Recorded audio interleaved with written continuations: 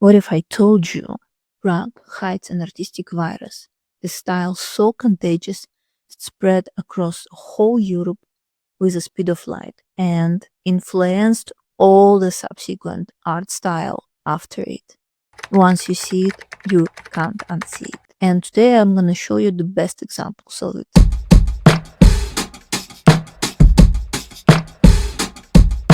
Hello, I am back, and I'm back with a slightly different type of content. For a long time, I had a feeling that I would like to tell stories and to show world and Prague in a little bit different way. So today's video is going to be my first attempt to that.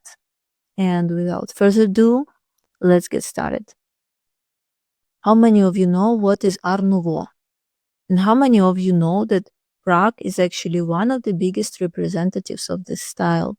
This style has many faces, many names, and each country adopted this style in a slightly different way. Let's quickly go over all the different names so it's all clear. In Spain, it's called Modernismo.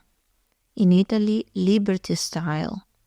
In Germany, Jugendstil. In Belgium and France, Art Nouveau. In Austria, Secession. And finally, Czechs call it Secese. This will be the naming that I'm gonna use the most across this video. Before we fully dive into the topic, let's take a look on the key features of the style. This will help us to recognize Art Nouveau and tell it apart from other styles as we go along. Nature is the source. Flowers, leaves, birds, animals, even insects. Copying nature was the main focus. In the end of 19th century, architects were tired of neoclassicism, copying styles of the past and remaking it again and again. There was a deep need in something new, something unusual, something fresh. And they just looked outside and saw blushing trees, singing birds, butterflies, amazing colors, and the beauty of the nature. Truly, there is nothing more beautiful than the nature. As a result, one more sign of it was curved lines. This is the foundation because there isn't any straight line in the nature. Everything has to bend, twist, and flow into unexpected shapes. Uniqueness. Every building was designed as one of the kind masterpiece. Every building had a character, a soul. There were no strict rules or standards. Creativity had complete freedom. Because of this, facades became canvases where architects painted but using glass, stone, and iron. In most cases, the project included not only the exterior design but also the interior, furniture, and even custom designed cutlery, all created to fit the overall style of the house. The result was so sophisticated and so unique. Everything was thought out to the smallest details. Details. Nothing was off the shelf, from window frames to mosaics, door handles to iron fences. Every element was crafted, designed specifically for its building. Art Nouveau is built on details. You have to stop and truly look at. This focus on handcrafted details was a part of a larger move away from mass-produced goods. That's why items from that era are one of the most wanted on antique markets. The feminine figures. The female forms, with its natural curves, perfectly matched Art Nouveau organic flowing lines. It embodied the ideals of beauty, nature, and sensuality, while also reflecting the changing roles of women, whether as muse, liberated figure, or femme fatale. These figures appeared everywhere, in architecture, posters, jewelry, and everyday objects. becoming both a symbol and a statement. They also served as an effective decorative motif in advertising, targeting a growing audience of female customers. And the last one is the time frame. Art Nouveau as a movement existed for a very short time, just around 20 years, ending with the start of the First World War. Most of the buildings were created between the early 1890s and 1914. Sometimes the date is even engraved on the facade. I often pay attention on the buildings around Prague and notice these dates. However, the date is not a strict indication. Some buildings were a mixture of different styles. But why exactly this style was so used here? Well, we're gonna figure out it a bit later. Now I want to introduce you to our first representative of secese in Prague, Hlavní nádraží, or main railway station. And this building is the love letter to secese. It was opened in 1909, designed by Joseph Fanta, one of the masters of Czech secese. Just take a look on it. How many details, curved lines. Hlavní nádraží was the biggest and the main railway station of the whole Czech Republic. Back then, railways were the internet of their time. They connected Prague to Vienna, Paris, and Berlin. The railway station was richly decorated, as it was intended to be a magnificent, monumental getaway to the metropolis, showing its importance, prosperity, and modernity, and was inspired by world-famous railway stations like Gare du Nord in Paris. It was like Prague saying to everyone, "Look, world, we are modern. We belong to your map."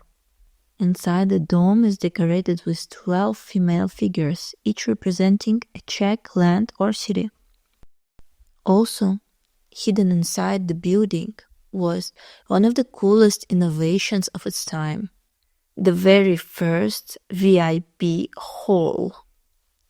Imagine it, Prague's highest society could walk straight to their trains without going through the crowd. For a public building, that was revolutionary. And today, that exclusive lounge has been reborn as a cozy little cafe with quite friendly prices.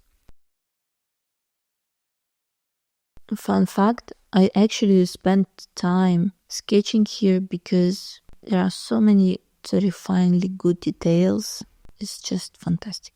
Now is going to be my first ad integration on this channel. For quite a long time, I was thinking what kind of side hustle to create to support this YouTube channel.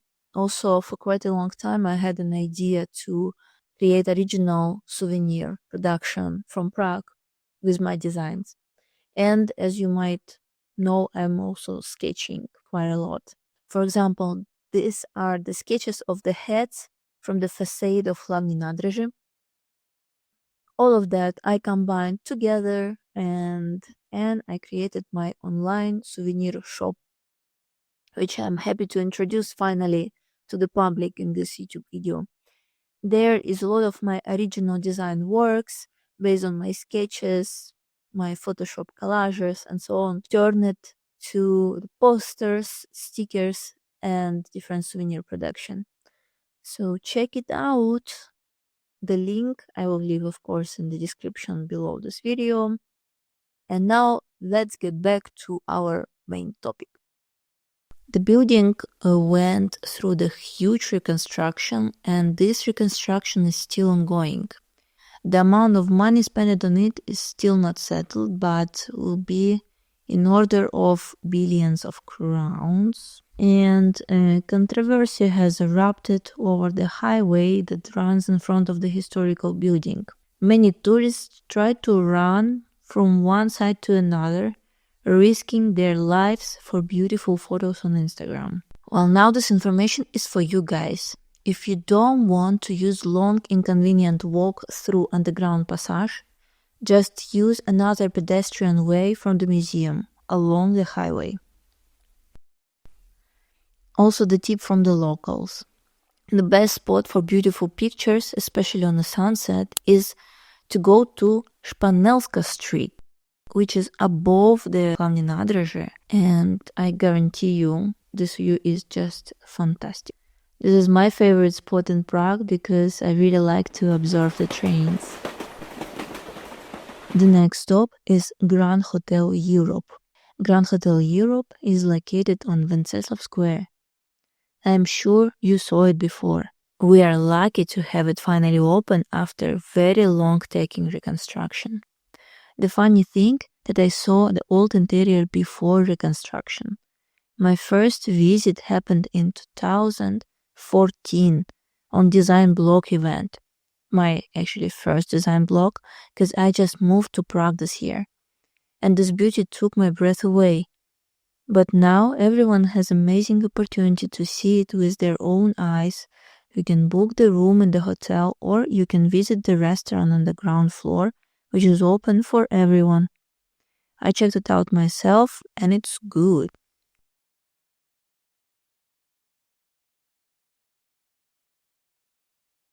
But that's not all. You can also head up to the terrace where you can get cocktail with amazing view on all Wenceslav Square from above. A bit of history. Built in 1905, this was Prague's answer to the luxury hotels of Vienna and Paris. Did you know that this hotel was so luxurious for its times that Czech newspapers even joked it cost less to stay in Paris than spend one night in Hotel Europe? But this hotel is more than just glamorous. It was the place where Franz Kafka gave his only public reading in 1912. Well, decades later, it became also a Mission Impossible set with Tom Cruise himself.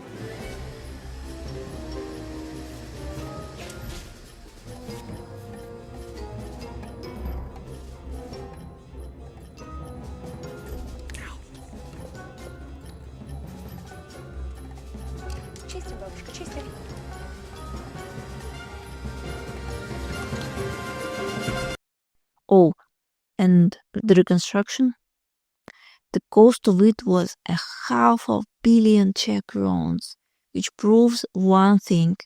Secese isn't just expensive to build, it is expensive to recover too. As people say, Secese is like a beautiful woman, expensive to win and even more expensive to keep. Now, let's figure out why Prague has so many Secese buildings, if it's so expensive to build and sustain. Let's talk about the birth of the style. At the turn of 20th century, Prague was a city in transition. It was still a part of the Austro-Hungarian Empire, but the Czech nation was waking up. The driving force of it was economic. The biggest source of wealth came from the rapid industrial growth. Prague and Bohemia became one of the most industrialized regions of Austro-Hungarian Empire. Engineering and machinery, textile production, glass and porcelain, chemical production, food processing, especially sugar and beer. With developing of the railways, Prague turned it into trade and logistic hub, attracting investors, banks, and foreigner capitals. This period saw the growth of a strong middle and upper classes. New money was rising, and it wanted to show off. This is why Prague architecture from this era is so rich. Money met national ambition. Money became a tool of identity and independence, fueling long-term growth. Secese wasn't just a style, it was a cultural weapon. People wanted to prove we are modern, we are cultured. And what is better way to do that than through the architecture? Art Nouveau became the face of Czech pride. It was glamorous, rebellious against the old styles, and deeply symbolic. In Vienna, secession was more international, but in Prague it gained the national twist, full of Czech symbols, folklore, and mythology. And in the next building, you can see all of that precisely. Dum u Novaku. Now, let's move a bit more down into Vodichkova Street. This building is very hard to not notice. Dum u Novaku means actually nothing special but the house at Novak. Simple as that. Who is that Novak, you might ask? Joseph Novak is a successful Prague businessman and entrepreneur in textile and tailoring business. Drawing inspiration from Parisian luxury shops, he commissioned architect Oswald Polivka to design the building in 1904. Oswald Polivka, by the way, is the final boss of Secesa in Prague.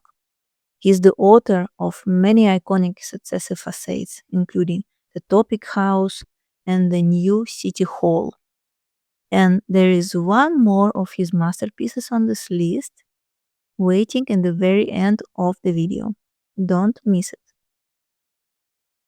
This commercial palace, or let's call it the first shopping mall of the time, with arcades, shops, cafes, became a landmark of Prague Art Nouveau era and a symbol of the economic success.